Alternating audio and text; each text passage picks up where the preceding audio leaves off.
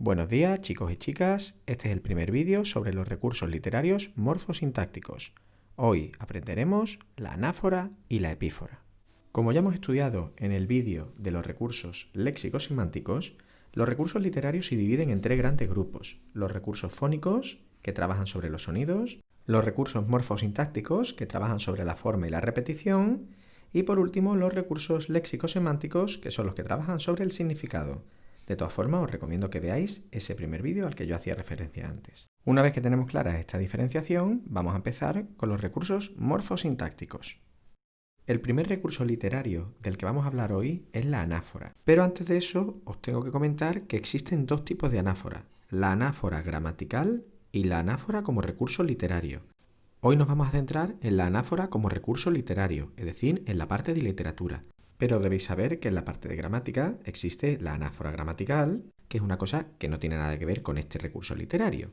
Si nos centramos ya en la anáfora como recurso literario, tenemos que definirla como la repetición de una o más palabras al comienzo de un verso o de una oración. Es cierto que es un recurso literario que se emplea muchísimo más con los versos que con la prosa, pero se puede usar indistintamente. Vamos a ver ahora varios ejemplos para que veáis que es un recurso literario que es muy fácil de detectar cuando estamos haciendo un análisis, pero que también es muy sencillo de emplear.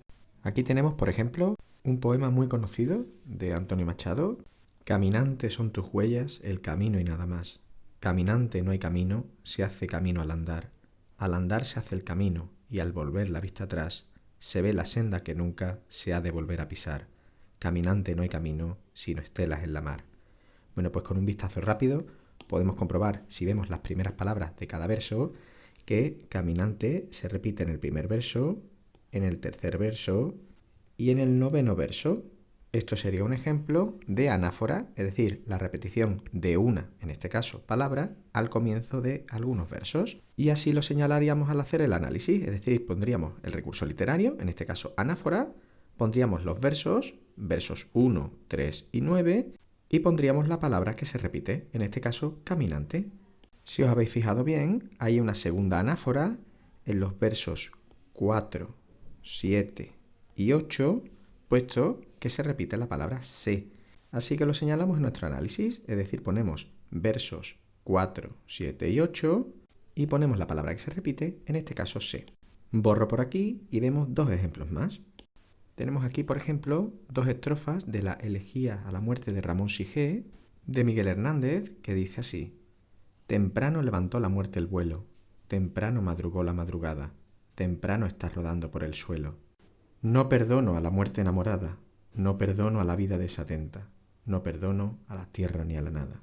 Bueno, pues aquí con un simple vistazo, si nos fijamos en las primeras palabras de cada verso, podemos ver que temprano se repite en los tres primeros versos. Y así lo vamos a señalar en nuestro análisis. Es decir, ponemos el recurso literario, en este caso nuevamente anáfora, y ponemos versos 1, 2 y 3, y después la palabra que se repite, en este caso temprano. Si seguimos mirando, podemos comprobar que hay una segunda anáfora, que en este caso, como ya dijimos al principio, es la repetición de una o más palabras. En este caso tenemos una repetición de varias palabras, es decir, no perdono a la, no perdono a la y no perdono a la. Es decir, si nos vamos ahora al análisis, vamos a poner versos 4, 5 y 6 y ponemos entre paréntesis las palabras que se repiten: no perdono a la. Y como tercer ejemplo de anáfora, vamos a ver un extracto de un soneto de Quevedo titulado A una nariz, y que dice así: érase un hombre a una nariz pegado, érase una nariz superlativa, érase una nariz sayón y escriba, érase un peje espada muy barbado. Bueno, pues rápidamente podemos detectar la anáfora, ya que los versos 1, 2, 3 y 4 comienzan por érase. Es cierto que tenemos érase un, que se repite en el primero y en el cuarto, mientras que en el segundo y en el tercero se repite érase una nariz, érase una nariz. Así que aquí tenemos dos opciones: o nos vamos a la parte más sencilla, es decir, ponemos anáfora en los versos 1, 2, 3 y 4 con la palabra érase, o bien realmente nos metemos un poquito más en el detalle y vemos que hay dos anáforas diferentes, es decir, versos 1 y 4 érase un y versos 2 y 3 érase una nariz. Ambas son correctas, pero es cierto que la opción 2 es mucho más precisa. Con la anáfora clara vamos a pasar al segundo recurso literario morfosintáctico, la epífora. Para comprender bien la epífora tenemos que tener muy clara la anáfora, puesto que la epífora es el recurso literario justo contrario, es decir, es la repetición de una o más palabras al final de un verso o de una oración. Es decir, si la anáfora era al principio del verso o de la oración, la epífora es al final. Es un recurso que se emplea más en prosa que en verso y tiene una razón muy sencilla. Y es que en verso, si nosotros repetimos las últimas palabras, realmente no estamos haciendo una rima, estamos repitiendo la misma palabra y eso pierde bastante fuerza.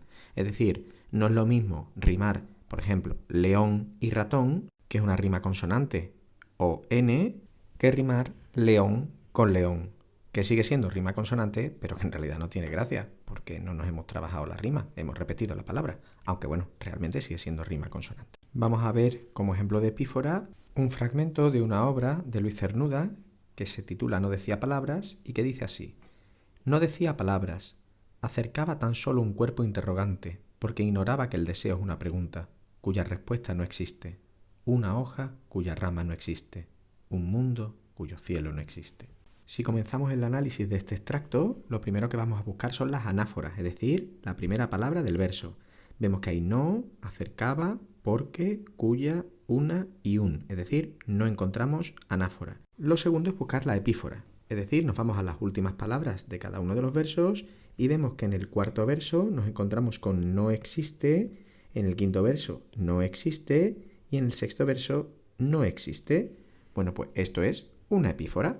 El análisis lo hacemos como hemos aprendido. Ponemos el recurso literario como siempre, en este caso epífora, ponemos los versos 4, 5 y 6 y ponemos la palabra que se repite, no existe. Como segundo ejemplo vamos a ver un extracto de un poema del Premio Nobel de Literatura, Vicente Aleixandre, nacido en Sevilla en 1898, que dice así: alguna luz ha tiempo olía a flores, pero no huele a nada. No digáis que la muerte huele a nada, que la ausencia del amor huele a nada, que la ausencia del aire, de la sombra, huelen a nada. Como ya hemos dicho, comenzaríamos el análisis por la anáfora, es decir, la primera palabra de cada verso, y nos damos cuenta que hay alguna, pero, no, y si nos encontramos aquí una anáfora, que la ausencia del, que la ausencia del. Y la señalaríamos como ya hemos dicho, es decir, pondríamos el recurso literario, en este caso anáfora, pondríamos versos 4 y 5 y especificaríamos qué palabras forman la anáfora, es decir, que la ausencia del.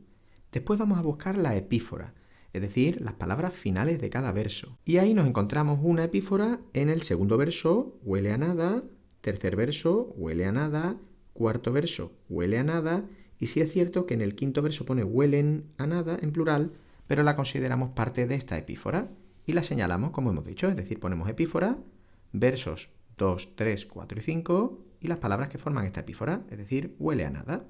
Y con esto terminamos el primer vídeo de los recursos morfosintácticos, es decir, la anáfora y la epífora. Para reforzar lo aprendido, vamos a realizar este ejercicio que dice: analiza este fragmento literario y encuentra anáforas y epíforas. El fragmento es del romance Sonámbulo de García Lorca. Cuando hagáis el ejercicio, por favor, seguid las instrucciones que han salido en el vídeo, es decir, ponéis el nombre del recurso, por ejemplo, anáfora, los versos y las palabras que se repiten entre paréntesis. Si hay varias anáforas, las vamos señalando una detrás de otra. Después pasamos al siguiente recurso literario, que en este caso sería la epífora, y hacemos exactamente lo mismo.